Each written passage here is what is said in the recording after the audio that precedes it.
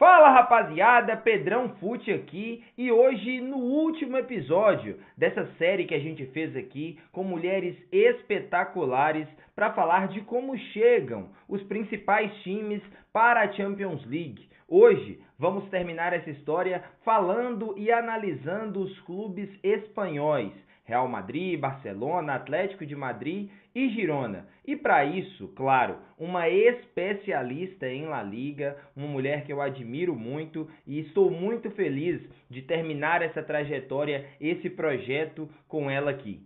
E aí, gente, pra quem não me conhece, eu sou a Laís Mirelli e eu falo sobre futebol, mais especificamente sobre futebol espanhol no meu Instagram, Laís Mirelli. E tô muito feliz de estar aqui junto com o Pedro, contando um pouco, né, sobre os times espanhóis nessa Champions League. Pra mim é um enorme prazer, o Pedro sabe que eu admiro muito o trabalho dele. E tá falando aqui um pouco sobre o que eu amo, sobre esse futebol, que eu sou completamente apaixonada desde os meus 10 anos, é uma grande honra. Antes de tudo, você não pode esquecer de se inscrever no canal, deixar o like no vídeo e ativar o sininho, porque a meta ainda é chegar aos 100 mil inscritos este ano e eu conto com vocês. Além disso, todas as redes sociais da Laís estão aqui na descrição, então se vocês querem acompanhar o futebol espanhol mais de perto, siga ela em todas as redes. Mas vamos ao que interessa. Vamos começar a falar dos times e, claro, começando pelo maior, pelo grande campeão da competição, o Real Madrid, que venceu o Borussia Dortmund na final da última temporada, e se era possível que esse time ficasse mais forte, foi o que eles tentaram. Afinal de contas, Kylian Mbappé, a grande estrela francesa, campeão da Copa do Mundo e protagonista do PSG nos últimos anos, realizou o seu sonho de vestir a camisa branca do Real Madrid e agora faz parte desse elenco super estrelado. Eu queria saber de você, Laís, como está essa questão aí de expectativas e realidade em relação ao Real Madrid, que não começou a temporada tão bem, mas pelo peso da camisa, claro, pelo técnico que tem e principalmente pela qualidade individual dos seus jogadores, ainda deve dar muito trabalho nessa Champions, né? Começando pelo time merengue ou Real Madrid, eu acredito muito que a expectativa não condiz pela realidade, pelo fato de que antes de iniciar a temporada, na pré-temporada, houve uma expectativa e uma pressão, euforia muito grande sobre o Real Madrid, muito por conta, né, da chegada de Kylian Mbappé, que é o grande nome dessa janela, talvez um dos grandes nomes dessa janela de transferência no futebol espanhol. Porém, o início do Real Madrid não foi como esperado, porque era esperado que o Real Madrid começasse essa temporada com 100% de desempenho, até porque é um dos melhores elencos atualmente da Europa e do mundo mesmo. Mas não foi o que aconteceu. E na minha perspectiva, eu acho que essa realidade do Real Madrid é totalmente natural, porque o Real Madrid perdeu jogadores que eram essenciais para o time, que foi o Nacho e o Toni Kroos, que eram jogadores que estavam no time há muito tempo e eram peças muito importantes. Falando mais aprofundado sobre o Toni Kroos, eu digo que o Toni Kroos era a chave que o Real Madrid tinha, né, para manter o ritmo do jogo. Ele que ditava o ritmo do jogo. O tempo dele era o tempo do jogo. E eu brincava muito, eu sou muito suspeita para falar, porque quem me conhece, quem me acompanha no meu Instagram sabe que o Toni Kroos é o meu maior ídolo desse esporte. E eu brincava muito que o Toni Kroos, ele dançava uma dança que só ele sabia fazer, só ele sabia dançar. Então não vai ter outro jogador que vai conseguir fazer a mesma coisa que ele, não vai ter outro Toni Kroos.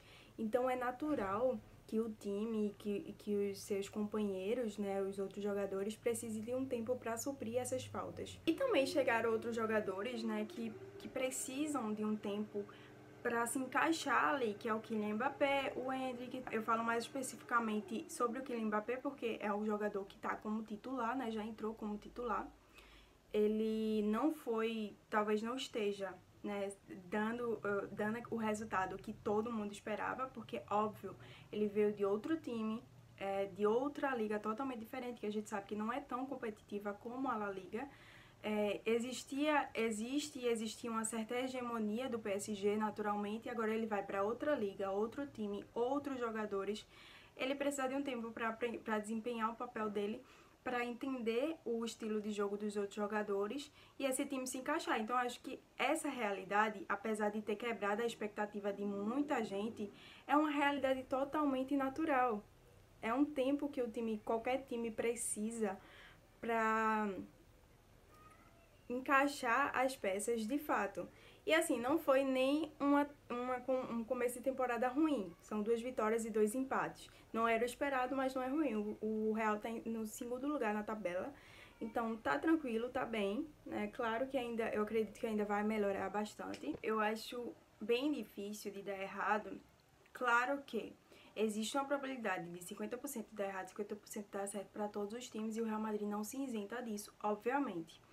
Mas o que do Real Madrid é que se o Mbappé, por exemplo, ele não conseguir desempenhar e se adaptar ao time, o Real Madrid tem outras peças, ele vai utilizar outras peças. Se o Mbappé não se adaptar, não se dar bem com o time, acontecer alguma questão, provavelmente eles têm um plano B, um plano C, sabe? Eles vão utilizar outros jogadores, como fez na temporada passada. Não tinha camisa 9, mas a gente, né, usa outros jogadores que conseguem se movimentar bem e suprir aquela posição, aquela falta ali. Então, acredito que é muito difícil de dar errado, porque o Real Madrid vai além de um jogador e vai além de várias outras coisas. E assim, mesmo que o Mbappé não dê certo, o resto do time do Real Madrid já tá bem entrosado, já se conhece, já conhece o ritmo de jogo. Então, acredito que não tem como dar errado, né? Pode não ser o que todo mundo esperava, né? Expectativa pode não suprir as expectativas que todo mundo esperava, porque, obviamente, eu também espero que o Mbappé consiga desempenhar um bom futebol, um bom papel nesse time. Porque ele era muito esperado há muito tempo. Ele é um grande jogador, tá num grande time, tá num dos melhores elencos do mundo. Eu espero que ele se dê bem, mas se não se der bem, eu sei que o Real Madrid vai achar outra alternativa. Que nem foi com o Hazard, infelizmente. O Hazard é um exemplo que não deu certo no Real Madrid, e nem é por culpa dele, né? Ele infelizmente se machucou e não conseguiu mais voltar ao que era antes. Mas não tinha o que fazer, o Real Madrid continuou natural e o Real Madrid continuou conquistando títulos, continuou jogando bem. Isso acontece, mas eu acho que é muito difícil de dar errado. Eu espero que eu esteja certa, de fato. É bem difícil para mim ter uma opinião formada sobre o Endrick nesse momento, pelo fato de que o Endrick, ele é um menino que para mim tem muito potencial e acredito que ele vai ser desenvolvido no Real Madrid. Eu acho que o Ancelotti vai dar sim espaço para ele, mas não tanto quanto a gente espera. E principalmente se o Mbappé ele conseguir se adaptar, conseguir, né, pegar o ritmo de jogo dos outros jogadores do time, fizer gol, ter bons resultados, eu acho que é muito mais difícil dele ter espaço ali, vai ter os minutos, né, de jogo dele, obviamente. Eu acredito muito que ele vai ser utilizado, mas não como alguns esperam, né, que fosse ser mais utilizado, até porque foi um investimento grande do Real Madrid. E eu sei que o time acredita nele e no potencial dele. O Endrick, eu acho que ele pode ter sim importância. Ele mostrou no Palmeiras que ele é um garoto que chama... Eu brinco muito dizendo que o Endrick, ele tem a chama da bola. Ele tem um pouco essa aura, muitas vezes acontece dele entrar no jogo e a bola chegar para ele e ele decidir. E teve vários momentos dele importantes no Palmeiras, com gols importantes, decisivos, e eu realmente acredito que não vai ser diferente no Real Madrid. Acho que se ele ganhar espaço, ele pode sim ser uma peça importante em vários momentos, e até em Champions League, quem sabe, se ele tiver, né, abertura aí, se ele tiver tempo, espaço. É um pouco difícil para mim ter uma opinião formada, porque eu não sei também como ele vai ser utilizado pelo Ancelotti, né? Tudo pode acontecer. Peguei uma filinha, eu fiz uma filinha aqui pra ver, né, os times que o Real Madrid pegou nessa rodada da Champions League. E assim, eu acho que não tá difícil para o Real Madrid. Dentro de casa, acho que 2 times que podem ser um pouco mais difíceis. O Borussia Dortmund, que inclusive é um rival, um adversário que o Real Madrid tá conhece melhor, que pegou na última final da Champions League, que é o Borussia Dortmund. O Real Madrid também vai pegar o Milan dentro de casa. E assim, como a Giovana e o Pedro falou perfeitamente em um dos vídeos, né, sobre a Champions League e os times da Itália, o Milan não tá na sua melhor fase, claro, mas eu não duvido muito sobre a capacidade de alguns times, principalmente times tradicionais como o Milan. Então acho que pode sim, talvez, dar uma dificuldade aí na vida do Real Madrid. E além deles, acho que fora de casa, o que vai ser mais difícil para o Real Madrid é o Liverpool. O Liverpool também é outro time que o Real Madrid, né, já pegou outras vezes, mas mesmo assim eu acho que o Real Madrid vai ficar ali nas primeiras colocações. É isso, Laís, eu concordo com você, porque o Real Madrid realmente não é o tipo de equipe que você pode duvidar. E eu acredito que o encaixe vai se dar ao longo da temporada, com o passar dos jogos e principalmente com as grandes partidas chegando. O Real Madrid, como você bem disse, ele é o dono dessa competição. E a gente percebe que essas equipes, elas ficam melhores, e principalmente o Real Madrid, quando as coisas ficam mais difíceis, né? Os gigantes gostam dos grandes momentos. Então eu também coloco o Real Madrid como um dos grandes favoritos a ganhar a Champions League de novo, algo que já é tão natural em Madrid. Agora vamos de Barcelona, um time que depois da saída do Messi nunca se reencontrou de verdade dentro de campo, apesar do título espanhol conquistado com Xavi, e também nunca se reencontrou na própria Champions League, campeonato que o Barcelona já venceu 5 vezes na sua história e nas últimas temporadas não tem sido a grande força que quase sempre foi. Agora, sob o comando do técnico alemão Hansi Flick, a torcida parece ter começado essa temporada com mais esperança. É um time mais conciso, que joga um futebol talvez não tão encantador, não com tantas ideias mirabolantes, mas um time que tem objetivo, que dentro de campo claramente você vê a direção que essa equipe quer tomar. E talvez seja esse o caminho, né? A falta de beleza e uma maior objetividade que coloque o Barcelona novamente nos trilhos da Champions League e nos trilhos das grandes campanhas europeias, algo que não acontece há algum tempo. Eu queria muito saber a sua visão e a sua interpretação desse Barcelona nesse início de temporada para essa nova Champions, Laís. Eu acho muito importante a gente ter trazido o Barcelona logo após o Real Madrid, porque a gente tem 2 times, 2 rivais, em situações totalmente opostas desde o início da temporada. Antes de começar a temporada, como eu falei anteriormente, se foi uma expectativa muito grande sobre o Real Madrid, de que iria dar certo, de que ele iria ter 100% de desempenho, que iria ganhar todos os jogos, e a realidade não foi essa. A mesma coisa não. Diferentemente, o Barcelona, não se havia boas expectativas sobre o Barcelona. Muitos torcedores, eu li muitos torcedores falando que não sabia como seria esse início de temporada, pelo fato de que saíram muitos jogadores, o Barcelona não contratou, né, fez contratações bem escassas. Também tem muitos, né, jogadores no departamento médico, então não se sabia como é que iria ser o trabalho do Flick também. E aí começou a temporada e foi totalmente diferente, a realidade é totalmente diferente. O Real Madrid não começou muito bem, não teve 100% de desempenho, são 2 vitórias e 2 empates, como eu já falei, e o Barcelona com 100% de desempenho. E isso é muito por conta resultado do bom trabalho do Flick. Se ele continuar com esse trabalho, com esse desempenho, e como o Marcelo Beckler falou no canal da TNT Esportes, junto com o Fred Caldeira, o Flick ele tem um elenco muito parecido com o elenco anterior da temporada passada, mas ele conseguiu melhorar ainda mais os jogadores. O Marcelo Beckler falou, e é a realidade, ele conseguiu melhorar o Lewandowski, ele conseguiu melhorar o Rafinha. O que o Rafinha tá jogando nesse início de temporada, minha gente, é um absurdo. Tá jogando muito, muito, muito bem. Inclusive, ganhou. Foi o melhor jogador do mês na La Liga. E mais que merecido, obviamente.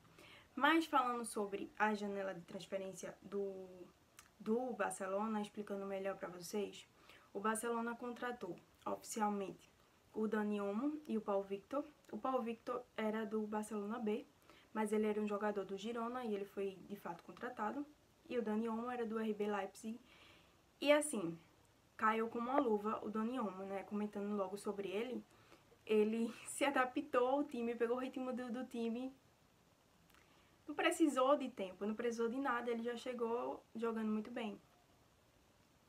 Eu acredito muito que isso é pelo fato de que ele jogou a Eurocopa com muitos jogadores do Barcelona e desde a Eurocopa eu via o DNA do Barcelona no Dani Olmo, posse de bola, toque de bola, o jeito dele jogar. Ele é um meio-campo que se movimenta bem, ele tem esse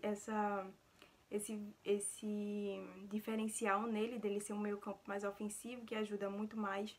Então, eu já sentia que ele tinha um pouco do DNA do Barcelona, e quando ele chegou, se encaixou perfeitamente. Além dele, a gente teve, né, alguns jogadores que subiu da base, o Mark Bernal, o Marco Casado, se não me engano se fala assim, teve mais outros, mas, se eu não me engano, foram 4 ao total. Mas são poucos. Aí a gente tem a chegada de poucos jogadores. Tem muitos jogadores no departamento médico também. Jogadores importantes, como o Gavi, que pra mim, né, é um jogador que joga de forma muito intensa, que eu acho que inspira muito, apesar de ser muito novo, ele inspira quem tá do lado, né, os jogadores. Ele tem muito da alma do Barcelona, além de ser jogador do Barcelona, ele realmente torce e veste a camisa de verdade, joga intensamente, então eu acho que isso ajuda muito a trazer essa força para o time. Então ele tá machucado, é um jogador importante. Tem também o Araújo, o De Jong e o Christensen. O De Jong é meio triste falar dele porque o De Jong não tem previsão de volta. Nem só Deus sabe e talvez nem ele saiba, infelizmente. E teve muitas saídas. Por exemplo, saiu um dos jogadores que saiu foi o João Félix, o João Cancelo, o Gundogan, que foi muito falado, inclusive, que a maioria dos torcedores ficaram bem tristes. Sérgio Roberto, o Vitor Roque, teve muitas saídas e poucas contratações. Então, é natural que as pessoas tenham desacreditado, mas foi totalmente diferente. E aí, apesar do elenco estar bem curto, que eu acho que atrapalha mais do que ajuda, porque se você tem uma temporada que é intensa, tem muitas competições, tem muitos jogos, e aí eu acho que atrapalha mais do que ajuda, porque você tem uma temporada intensa, com muitas competições, muitos jogos, que requer muito dos jogadores, e aí um jogador, vai acontecer de um jogador se machucar, ter uma lesão, mesmo que seja uma lesão que não passa tanto tempo, mas pode acontecer ter uma suspensão. Várias coisas podem acontecer, e se você tem um elenco curto, fica difícil de você, né, ter peças ali para utilizar, para conseguir encaixar o jogo. Mas eu também acho que isso não vai ser um grande empecilho para o Flick. Ele já mostrou, para mim, ele já mostrou sim que ele consegue fazer um bom trabalho, até com um elenco muito curto. Você conseguir melhorar jogadores que já são muito bons é uma coisa que nem todo técnico consegue. Então, eu realmente acredito que atrapalha o elenco curto, mas não acho que vai ser uma grande dificuldade para o Flick. Acho que ele vai conseguir manter esse ritmo de jogo e esses resultados. Eu acredito muito que o Barcelona vai conseguir chegar longe, né, na Champions League, que vai conseguir desempenhar um bom papel nessa competição. Mas mudando um pouco da rota da conversa e falando qual jogador que eu acho que é o craque desse time, eu sempre achei o elenco do Barcelona muito bom, né? Mesmo estando com um elenco curto, é um dos melhores elencos do mundo, para mim também. Então, é difícil você escolher um jogador, mas baseado no cenário atual, para mim é o Lamine Yamal. É um jogador rápido, habilidoso, que faz golaço, e não só gol, mas golaços, se movimenta muito bem. Para mim, ele é o craque desse time, de fato. E trazendo minha filhinha de novo, que eu tenho que ter a minha fila para conseguir me basear aqui, eu acredito que o Barcelona também vai se dar bem nessa Champions League. E como eu falei anteriormente, eu tô botando muita fé no Barcelona e no Real Madrid nessa Champions League, que eles possam ficar nas primeiras colocações mesmo da tabela. Mas falando sobre os adversários do Barcelona, né, em casa, eu acho que ele pega o Bayern como o time mais difícil, que pode complicar um pouco a vida do Barcelona. E fora de casa, eu acho que o Borussia Dortmund. De resto, né, pegar o Mônaco, o Young Boys, Estrela Vermelha, o Benfica, eu acho que tá mais tranquilo. Acho que dá pra ganhar da maior parte desses times, sendo bem sincera. E talvez eu esteja sendo muito convencida porque são os times espanhóis que eu gosto. Mas, realmente, se continuar nessa mesma pegada que está nesse início de temporada, meu amigo, acho que o Barcelona vai se dar bem e vai ficar nas primeiras colocações, junto com o Real Madrid, sim. E vamos de Atlético de Madrid. Os comandados de Simeone chegam para mais essa Champions com muita esperança, é verdade. Na última temporada, o Simeone deu alguns toques de ofensividade no seu estilo historicamente defensivo e parece que essa nova roupagem do Atlético de Madrid se mantém para essa temporada, né? Ele está apostando ali em um esquema de 3 zagueiros, com os 2 alas muito avançados mais uma vez. Um time que agora, apesar de sofrer, também machuca os seus adversários, né? E as contratações do Sorloth, do Julian Álvares, eu acho que trazem um pouco disso que o Simeone deseja para essa equipe. A verdade é que o Atlético de Madrid ainda precisa se provar no futebol europeu. A gente está falando de um time que não conquistou ainda a Champions League na sua história, apesar de recentemente ter chegado a 2 finais contra o seu maior rival, o Real Madrid, já sob o comando de Simeone, mas não conseguiu converter essas oportunidades em títulos. Será que é nessa temporada, com essa nova Champions, Laís, que o Atlético de Madrid vai conseguir se sobressair e finalmente, acho que primeiro assim, será que o Atlético de Madrid consegue novamente brigar pelo título, chegar ali a uma semifinal, ser mais contundente? E depois disso, será que seria possível uma redenção nesse final de trajetória do Simeone sobre os colchoneiros, sobre o comando dos colchoneiros? Não menos importante, o Atlético de Madrid teve uma janela de transferência bem movimentada nessa temporada. Teve a chegada de muitos jogadores importantes para mim que vão fazer a diferença no elenco e que sim, pode surpreender aí, pode levar o Atlético de Madrid a posições melhores, decisivas e etc. Um dos jogadores foi o Julian Álvares do City, que foi grande comentado, a segunda maior contratação do Atlético de Madrid. E o Julian Álvares é um jogador que vem de um time bem diferente, o Manchester City. Para quem assistiu esses 4 primeiros jogos, tá vendo que ele ainda tá se adaptando ao time, porque você sai de um time que tem outro tipo de formação, de desempenho tático, que joga de outra forma, é muito difícil você se adaptar assim de cara, é natural que ele precise de um tempo. Também contratou o Lenormand, zagueiro, que era do Real Sociedade, e que jogou a Eurocopa pela Espanha. Trazendo um pouco da minha opinião e da minha visão, eu não sou muito fã do Lenormand, principalmente na Europa. Acho que ele cometeu alguns erros pontuais, mas que prejudicam um pouco no jogo. Mas como eu falei no meu Instagram, eu acho que não existe nenhum outro treinador que seja melhor para treinar um zagueiro como o Simeone.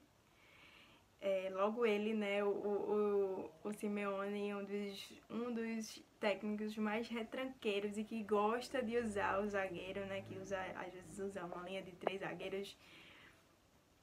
E assim, também a gente teve algumas saídas, por exemplo, o Lenormand é muito importante porque a gente teve a saída do Savic, do Hermoso, então ele vai vir para compor o time porque realmente precisa. Além disso, também trouxe o Alex Sorloth, que era do Villarreal, é um norueguês, e né, um norueguês que tem uma presença muito grande, ele é alto, forte, e realmente o Atlético de Madrid estava precisando de um camisa 9. E assim, eu realmente falei isso até no meu Instagram, de que o projeto do Atlético de Madrid pode ser que dê certo logo de agora, de cara, né? O Atlético de Madrid pode se dar muito bem, começar a ganhar jogos na La Liga e enfim, e ser um dos times que vai estar ali brigando, quem sabe, pelo título, também pode brigar por um título de Champions, mas pode ser que não, mas eu acredito muito que é um projeto de longo prazo. É um projeto que o Atlético de Madrid está fazendo para revitalizar o time, trazer jogadores mais jovens e montar um novo time mesmo, trazer um novo elenco, um elenco que fique no time, que seja de longo prazo, que consiga manter esse projeto e futuramente, né, ter bons resultados, títulos e tudo mais. Então, eu acredito que esse elenco pode ser a chave, sim. Essas novas contratações podem ser a chave, sim, para o Atlético de Madrid conseguir se destacar aí na Europa, na La Liga, na Eurocopa, na Champions League e enfim. E eu também acredito que a vinda do Julián Álvares é sim para suprir uma posição de um jogador que a gente sabe que já tá ficando mais velho. O Griezmann, ele tem aproximadamente 34 anos, a gente sabe que é uma idade que já tá chegando perto, né, de provavelmente vai se aposentar. Mas voltando a falar sobre o Julián Álvares, eu acredito que ele veio sim para suprir para ficar no lugar do Griezmann, não agora, porque assim, eu não acho que ninguém tira o lugar do Griezmann até ele de fato sair do Atlético de Madrid. Ele é um dos maiores ídolos do time, é um jogador, assim, pra mim, o melhor, se não o melhor jogador que já passou pelo Atlético de Madrid. E ele conseguiu se adaptar tão bem ao time, ele tem muito o feeling mesmo do time e se tornou craque e ídolo do time. Então é muito difícil você conseguir tirar essa posição de um jogador como ele.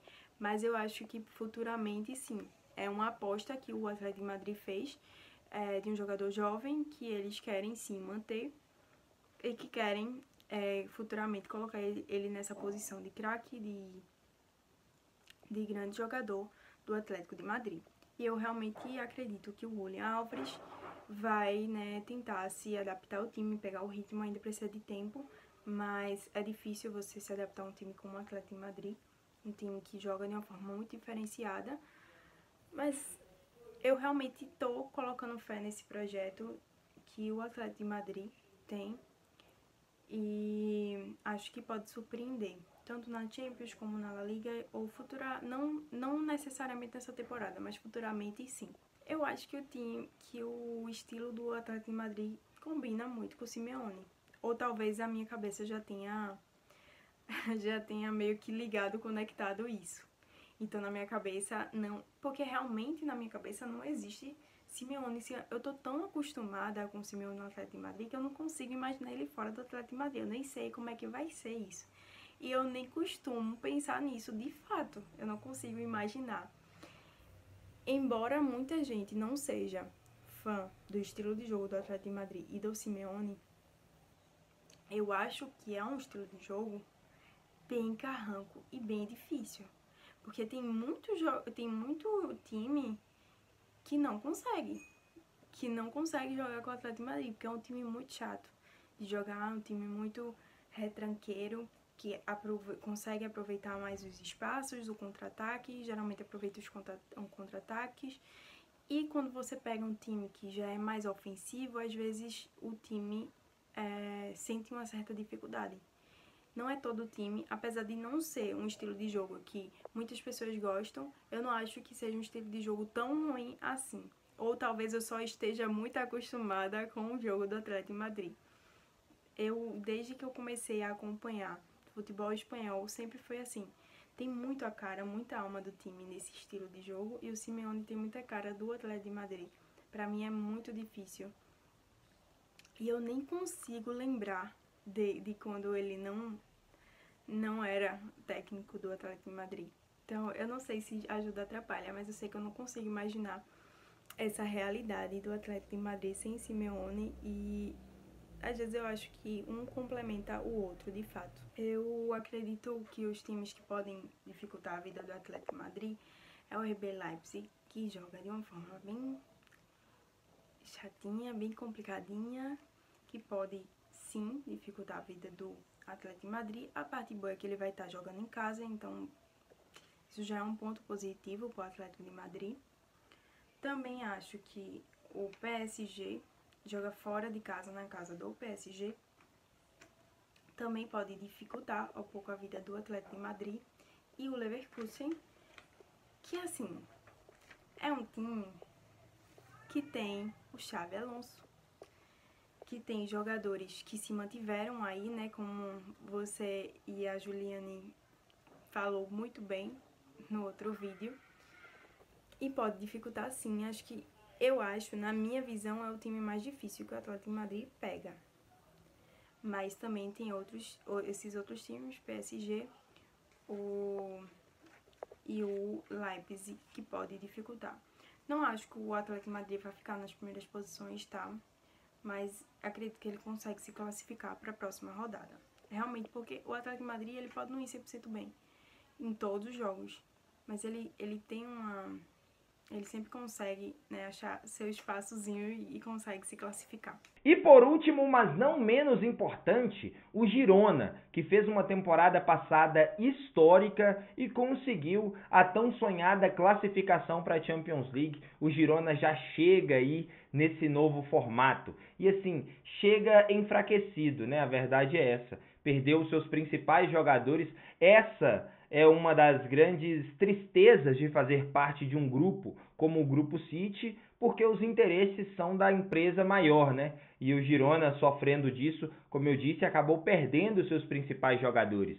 O Savinho saiu, o Ian Couto saiu, o Alex, o meio-campista, foi para o Bayer Leverkusen, o Dovbyk, o atacante, também deixou o clube, e o Mitchell, que continuou o técnico, o grande técnico, ele vai ter que remontar esse quebra-cabeça com peças muito novas. A verdade é que o Girona estava no pote 4 desse sorteio e assim, vai pegar um caminho complicado, né? Qualquer caminho seria complicado para esse Girona que perdeu as suas grandes peças. Será que dá pelo menos para sonhar com uma classificação, Laís? Porque assim, considerando tudo o que aconteceu com o Girona nessa janela de transferências, é muito complicado imaginar algum sucesso na competição além do que uma excursão de luxo pelo futebol europeu, algo que o Girona não é acostumado a fazer. Acho que a torcida está muito animada, os jogadores que vão representar o Girona na Champions também, mas trazendo aqui para análise, acho difícil que o Girona consiga surpreender de alguma forma, né? Mas ele contratou muito também, né? Um exemplo, um dos jogadores que ele contratou foi o Oriol Romeu, foi o Donnarumma, o Van de Beek, não sei como se pronuncia. Infelizmente, ele não consegue ainda manter essas peças que eram tão importantes. O Savinho foi para o Manchester City, o Ian Couto foi para o Borussia Dortmund. é difícil você manter peças tão importantes assim. É natural, obviamente, eles iriam sair em algum momento. E é natural também que o resultado tenha mudado. Esse início de temporada demonstra muito isso, né? Que essas peças fazem falta. O Girona começou de uma forma totalmente diferente na temporada passada. Começou muito bem. Começou deslanchando aí a La Liga. Foi muito, muito bem mesmo. E esse início de temporada não foi assim. Começou com empate. São 2 vitórias, um empate e uma derrota. Começou com empate contra o Real Betis fora de casa. Perdeu para o Atlético de 3-0. E depois, em seguida, 2 vitórias. Uma dentro de casa e outra fora de casa.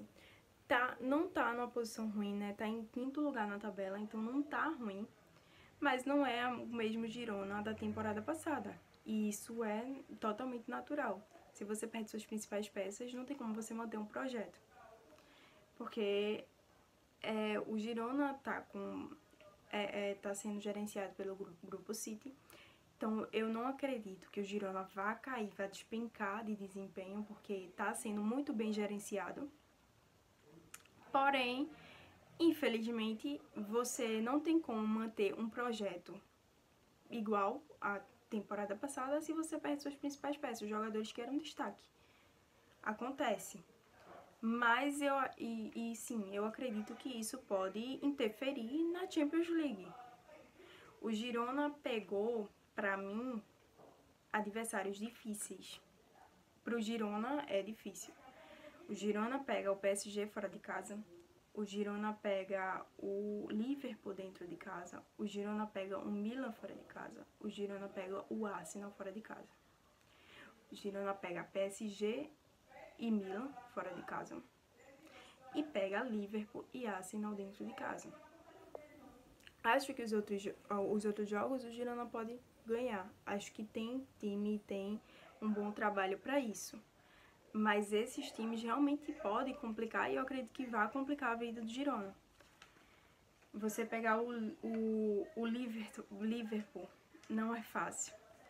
Você pegar o Arsenal do Arteta não é fácil, dispensa apresentações.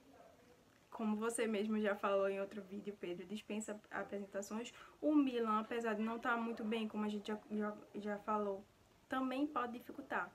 Para o Girona é algo novo e também é diferente, iniciando agora essa nova etapa que é na Champions League. Mas, no mais, essa é a minha visão sobre... E assim, para finalizar, eu não acredito 100%, mas eu estou tentando me convencer de que vai dar certo, que o Girona vai conseguir essa classificação. Eu realmente não acredito, mas eu torço muito para que aconteça, porque é um time que fez a temporada passada excelente, fez um bom trabalho, né? Eu só tenho, acho que surpreendeu todo mundo, me surpreendeu. Eu cheguei a torcer pro Girona, tá? Porque é muito bom quando você tem, porque assim, é sempre Real Madrid, Barcelona e Atlético de Madrid. Aí você chega a um time totalmente diferente, um time menor, que consegue surpreender, consegue ganhar de times, conseguiu ganhar do Barcelona, conseguiu ganhar do Atlético de Madrid, fazendo boas partidas, bons jogos. Cara, eu fiquei muito feliz e eu realmente acreditei e torci para que o Girona conseguisse, quem sabe, levar a La Liga. Infelizmente não aconteceu, mas eu ainda tô botando muita fé nesse projeto do Girona. Então, eu quero acreditar que vai dar certo essa classificação.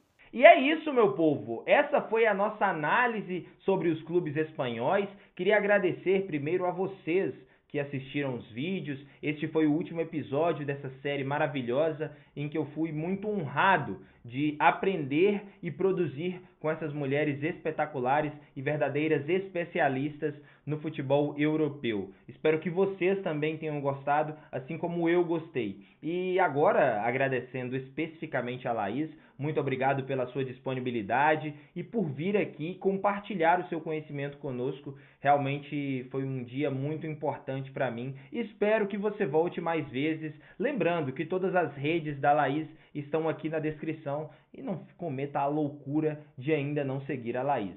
Vai lá. Pedro, muito obrigada por essa oportunidade de estar aqui, de dar um espaço de fala para mim, para eu falar sobre o que eu amo, sobre os times que eu gosto. Foi muito especial para mim, foi um grande desafio, mas que eu estou realizada de estar participando, de estar fazendo isso. E eu sou muito grata, admiro muito o seu trabalho e é isso. E chegamos ao fim, agora sim, uma nova Champions com vocês muito bem informados e preparados para assistir essa competição que é a competição da minha vida e a maior de clubes do mundo. Valeu!